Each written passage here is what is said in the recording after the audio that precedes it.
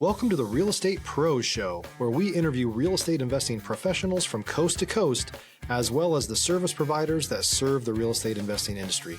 Our goal is simple: share what's working now to help you improve and scale your business to the next level and meet the pros that can help you get there. Real Estate Pros is powered by Investor Fuel, America's leader in helping real estate investors and professionals build the business you need to live the life you've always dreamed of. Let's start today's show. Property insurance for real estate investors doesn't have to be difficult, but it does need to be there to protect you when you need it. MyInvestorInsurance.com not only provides insurance at 15 to 30% cheaper than traditional agencies, it's built specifically for real estate investors like you. You can set up an account in about 2 minutes, get quotes on properties, turn on and turn off insurance for your fix and flip or rental properties in around 2 minutes without having to talk to anyone directly, all through our portal. There's no better way or faster way to make sure you've got the coverage you need to protect you, and no more lengthy policies either. Once you're set up, you're billed monthly and prorated by the day for however long your policy is active. It's powered by MSI, the third largest independent MGA, with 1.5 million customers and more than $1 billion in cumulative premiums written. Get set up today in about 2 minutes at myinvestorinsurance.com/fuel.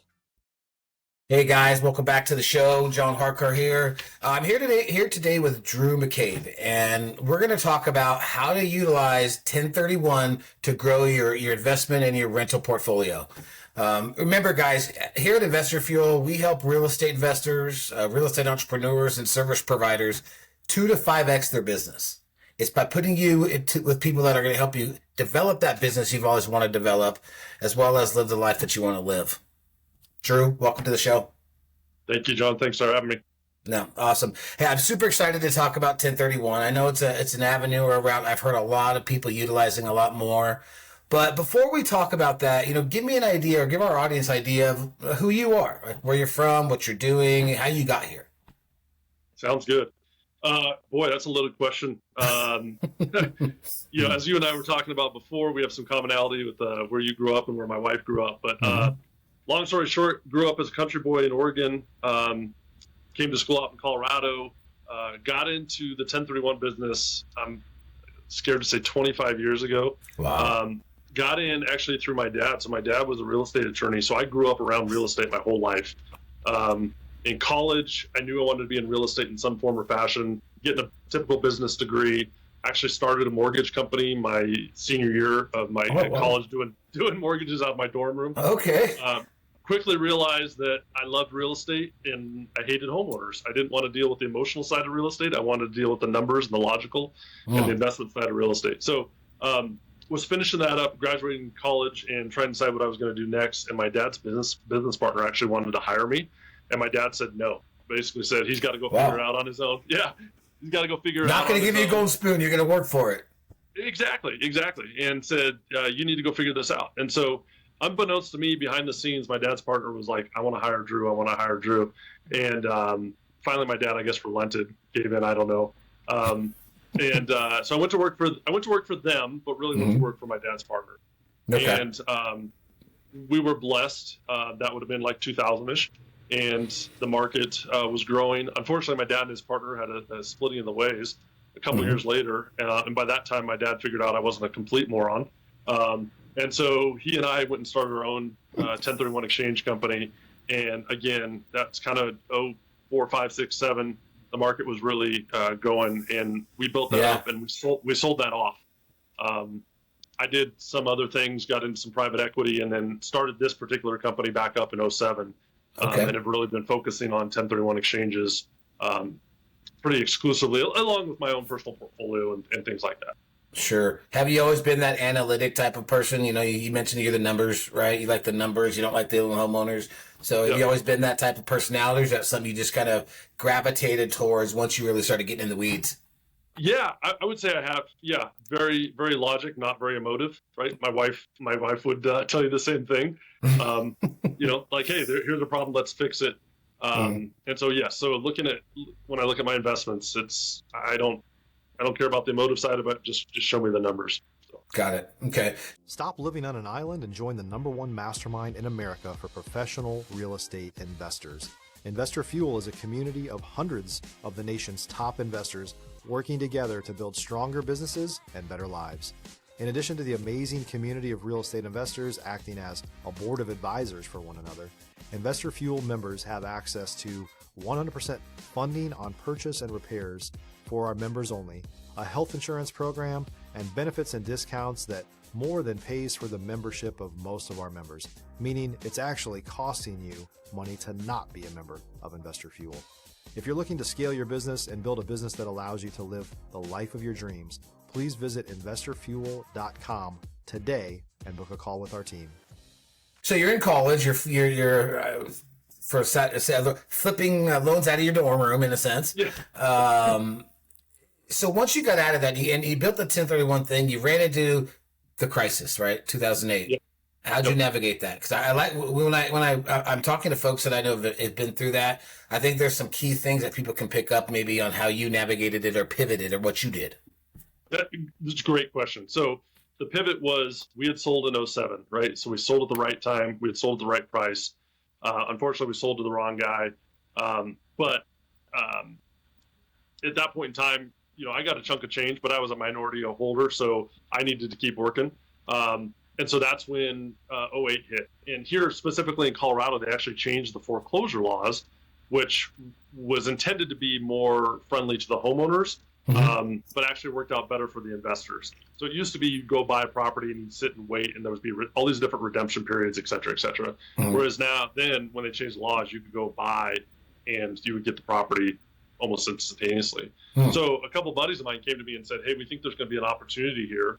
And so 08, 9, 10, we were just buying properties at the foreclosure auction, picking stuff up. Hindsight being 2020, I wish I would have pushed all in more.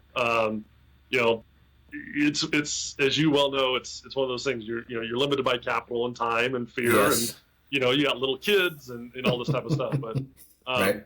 I was blessed. I can't complain. I bought quite a few properties, most of which I still have today.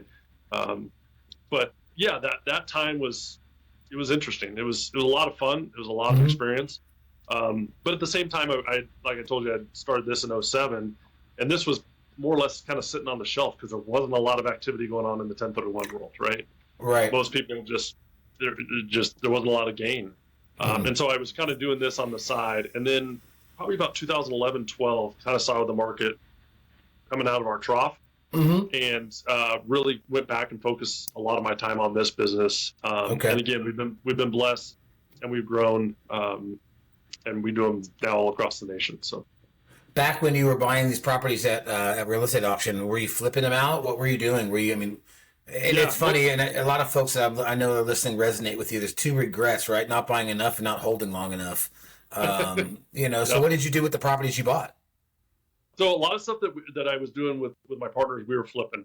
So, we were wholetailing them, carpet and paint, and turn around and put it back out. The stuff that I decided, I've always kind of been a long-term investor. I bought my first property in 2000. I literally bought a property in April of 2000 and graduated college in May. So right before I graduated college. And so I always knew that the path to long-term wealth was real estate, long-term. And I always have a saying, get rich slow. There's a lot of get rich schemes in real estate. I've always been just grind hard and go that way. So all that to say, it was a combination. I was flipping stuff and holding stuff, wholesaling, flipping contracts, anything you can imagine, we were kind of doing. Got it. Okay. And then did you continue that, or did you just kind of put a halt to all that and focus on this new section of the business, which we'll talk about here in a minute? Yeah, no, I kept doing it and still do it to this day. I've really transitioned more. Most of my stuff is I do private lending, so I'll loan to other guys who are flipping properties. So I won't say I've done it all, but I've done a pretty broad spectrum of stuff, mostly in the residential world. Obviously, we do 1031 exchanges in the commercial world, but as far as my personal investments has been mostly residential. Right. No, yeah, definitely. Are there any mistakes that you made? What's a big boof you made when you were doing some of these flips?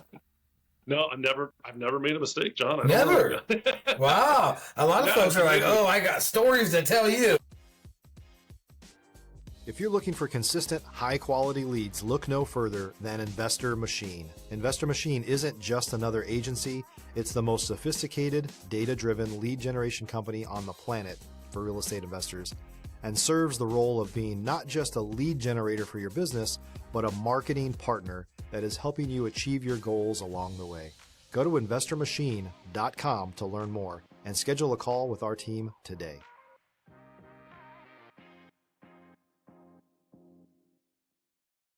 I'm being facetious if you can't tell. No, I know. Gosh, where do I start? I don't have enough fingers. I'd have to take my shoes off, and you wouldn't like the smell.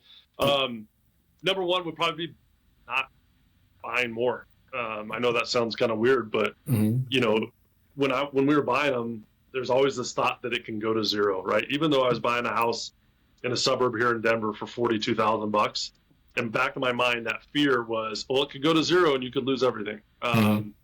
And so probably that confidence would be a big one. I was working with a lot of guys, but we were still learning ourselves. And another one would probably be not finding a mentor to really improve what I could have done and to 10x, for lack of a better term, my investments. Sure. Who you partner with is another one. It's like a marriage. And so you want to make sure that you're equally yoked. And so a lot of guys have gone through this. That's nothing new, but that would be one that I would strongly encourage people to do. And start with the end in mind. I've seen a lot of guys who get into deals who are just super excited, which we love the enthusiasm, but they don't think about what it's going to look like at the end. They don't think about the exit. Really, yep, really, the exit from a tax standpoint, which would be more on the 1031. The exit if the deal goes bad. The exit if John and Drew just decide we're not compatible anymore. Right. That's probably the bigger one. And just really laying that out and put it in on paper. Paper doesn't lie, and it's really easy to go back and say, hey, Drew, you said you were going to do this. Yeah, John, you're right. This is what it says. So those would be the lessons I think I've learned. Well, good. And those are huge nuggets for people, right? Because they're, people get into it. And like you said, it's like they don't think about that end in mind. They're just like, yeah. And we love that energy. And that's great. Right. But you got to also think that there's homeowners on the other end that are, kind of the reciprocation of what you don't do or the receivers of what you don't do. Exactly. So you're in Colorado. Are you doing business in Colorado? Where are you doing your current investing business? Me personally, I've invested here in Colorado, single families, duplexes, things like that. Okay. Colorado, as kind of like Boise, has just gone like this.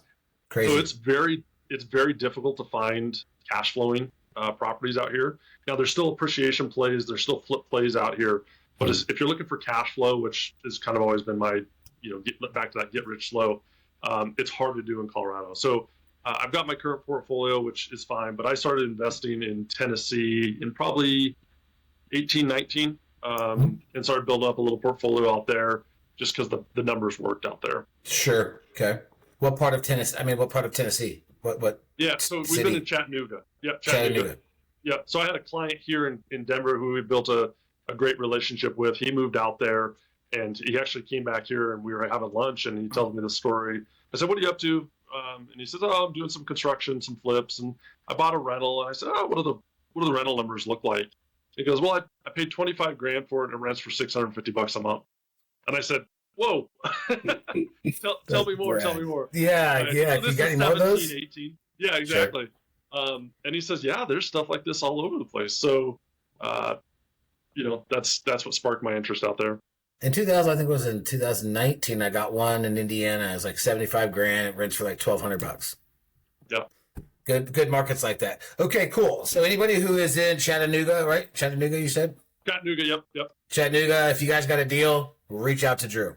All right. So as we talked a little bit earlier, you're still doing some of that, but you focused your business on, maybe more of your focus of your business is to helping folks understand the 1031. Before we, really get in how you do that, give me a brief overview. What's a 1031 exchange for folks that are listening, maybe don't understand the concept? Great question, John. So 1031 exchange is a tax code that allows you to sell a piece of investment real estate and defer the gain into the purchase of a new piece of investment real estate. If you're a new or newer real estate investor looking to launch or grow your real estate investing business, please check out Investor Fuel Club. It's a coaching community, but unlike anything you've ever seen before. And you can actually partner with members of our mastermind from coast to coast on deals right in your market. There's no better opportunity to build a consistent business than to literally partner with pros to help you avoid costly mistakes, avoid the need for capital to do deals, and help you eliminate your fears as you're starting your business. Learn more about Investor Fuel Club at investorfuel.com/club. In order to do that, the IRS has set up guidelines and rules that you have to follow, one of which is you have to use a qualified intermediary. That's what we are. That's our function. So we prepare the paperwork that reflects you're doing the exchange. We walk you through the transaction, the time frames, hold your hands. We have to hold the proceeds from the transaction. You as the client aren't allowed to do that. Think of it as like a 401k rollover, right? You're going to roll that money over. You're not allowed to touch the money. Same idea with the 1031. Right. A lot of people will hear, we'll call it a tax-free exchange. It's not tax-free. It is tax deferred. So you are kicking that can down the road, right? But with proper planning and tax strategy and estate planning, you can make that tax go away, right? Mm-hmm. The joke in our office is we call the 4 Ds: defer, defer, defer, and then die. And so, you just move that defer, defer, and then, 50, 100 years down the road, you're gone. Your heirs get it at what's called a step up in basis, as the law stands today, and the tax all goes away. Yeah. So it's a little morbid, but it's it's kind of the joke. So we to the end of your question here, we help people all across the nation. So it's 1031 exchanges. Domestic property, so you have to go U.S. to U.S. There are some exceptions with like U.S. Virgin Islands and things like that, but we help people from California to Florida and everywhere in between effectuate 1031s. Okay, so someone can just go buy a property and then or have their property go buy any property and do that 1031. There's no regulations on what type of property or anything like that. Great question. So oftentimes people have heard the term like kind, and there is some confusion with that because people will think, well, if I sell a condo with a purple door, I got to go buy another condo with a purple door, and that's not the case. It's investment for investment. So you could sell, John, your Indiana rental, and you could go to New York City and buy a high rise if you wanted to. Mm-hmm. You could go down to Texas and buy dirt or a ranch. As long as John is holding it for investment purposes, then it's going to qualify for 1031 treatment. Now, there's some time frames in there as well. There's some people that are excluded from doing 1031 exchanges, like dealers and developers, flippers. You truly need to be holding the property for long-term investment. Some people will say that's a minimum of a year. Some people will say at least 2 years. But if your business is a builder, for example, they can't do 1031 exchanges because they hold the property for inventory.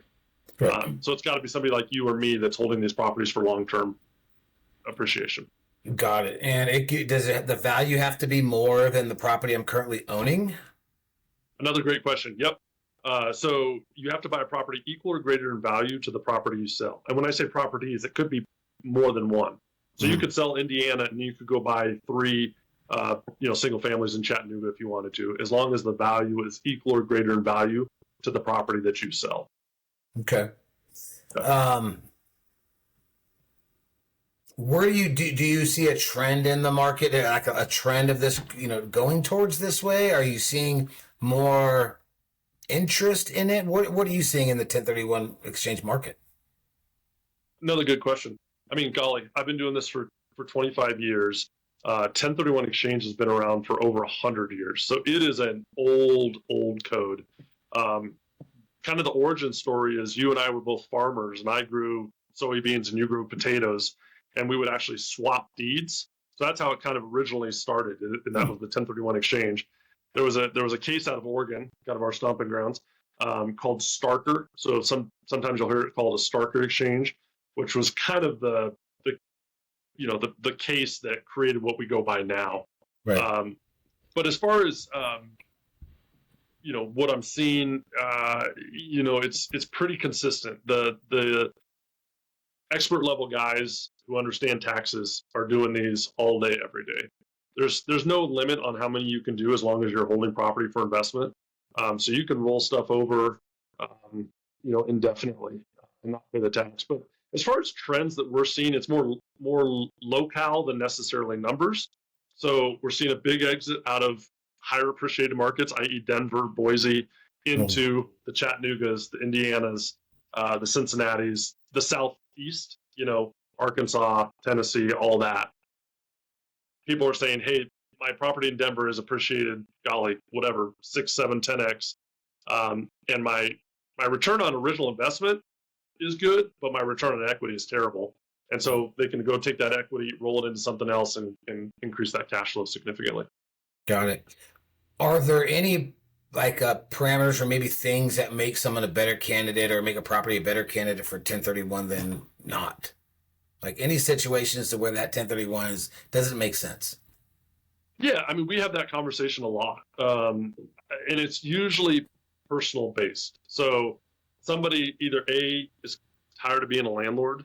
1031 may not be a right choice for them because you're going to have to be another landlord. You got to go buy more property, right? Yeah. Right. There are some alternative investments out there that allow you to kind of step out of that role a little bit, but for the most part, you're still going to be a landlord. Mm-hmm. We get the call of, I got to pay for kids' college.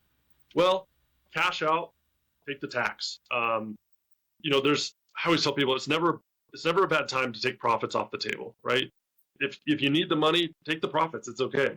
But if you don't need it, 1031 exchange is a massive way to grow your wealth, right? Because you just took somewhere between as low as 15%, and depending if you live in California, 28, 30% of tax that you're going to lose.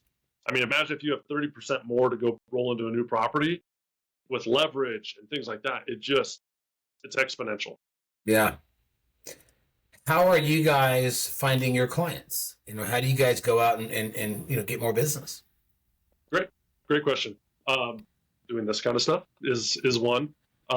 We really market to agents. So real estate agents is one of our who we market to a lot. Individual investors, title companies. That's how we're out there marketing. We've been in the business a long time, so as you know, you just have some natural organic growth. Sure. And then we just have I've got outside sales reps in different locations who go out, and we teach a lot of classes. So education is very important to us. Okay. So we're licensed to do CE in Colorado and Texas, Florida, Michigan, Indiana, all of kind of different places. Mm-hmm. So really educating people on 1031 exchanges. I find that if we can get somebody on the phone who understands, hey, I've heard of this 1031 thing, but I don't know all the rules. We walk them through it. We're gonna land the deal. Sure. I don't say that to be, braggadocious. I'm just like, it's more of an education on people, because once you get into real estate, you'll hear this 1031, but you may not know the nitty gritty. Yeah, you know the overall basis of it, but you don't know the steps, which could be pitfalls if you don't know them, right? And that's 100% is you have to make sure you're working with somebody who knows the rules. Like, we haven't even talked about the time frames in the 1031 exchange, not touching the money, buying equal or up, owning title the same way you owned it the old way. So there's lots of nitty gritty that you need to make sure, which is what we pride ourselves on, educating people and walking them through. Okay. So when someone reaches out to you, for all intents and purposes, you're going to be able to, help walk them through and educate them, whether or not they utilize your services, but you still provide that type of information just for the overall basis of good. People need to know. 100%. I'm of the believer the pie is really big, right? Mm-hmm. There's business out there for everybody. Me explaining something to them, hopefully they come back and use us, but if they don't, it's okay. We'll go do the next deal. And I know, like, in your guys' world, you're very big on helping each other out. And, like we talked about before, a couple of people that I know in your guys' group, that's the name of the game. It's like, hey, I know this 1031. Oh, John called Drew. Drew called John, and yeah, that's the value of groups like yours is, back to my statement about not finding a mentor or a group. This would have been, a perfect fit. Well, it's nowadays it's a lot less of what you know versus who you know, right? Utilizing people who have the strengths that are your weaknesses. Yep. What sets you apart from any other company out there I can go use? What makes me say, hey, Drew's the man? Yeah. Hey, yeah. Thank you for asking that. I would say our expertise. So there are a lot of title companies that have 1031 companies attached to them. Title kind of said, hey, we can prepare paperwork. They're right. Anybody can prepare paperwork. Where we're going to be different is our expertise. I've been doing this for 25 years. My dad, who's still around, did his first exchange in 1977. So a long, long time. We've got tax, title, finance, attorneys. We really cover a broad spectrum of the real estate world. So I would say our expertise and our ability to do more complex transactions, such as like reverse exchanges and construction exchanges, improvement exchanges, which we haven't touched on. Right. And so that could be a whole other show. A whole other show, exactly. Yeah. So that would be our sales pitch, I guess, for lack of a better term. Awesome. And expertise is huge, right? We need to know that people that are guiding us have been through the ringer and have experienced all the what I like to call the suck, right? Experience the suck in the attempt in learning and growing. So I love it. Drew, man, I learned a lot today. I hope our folks that are listening did.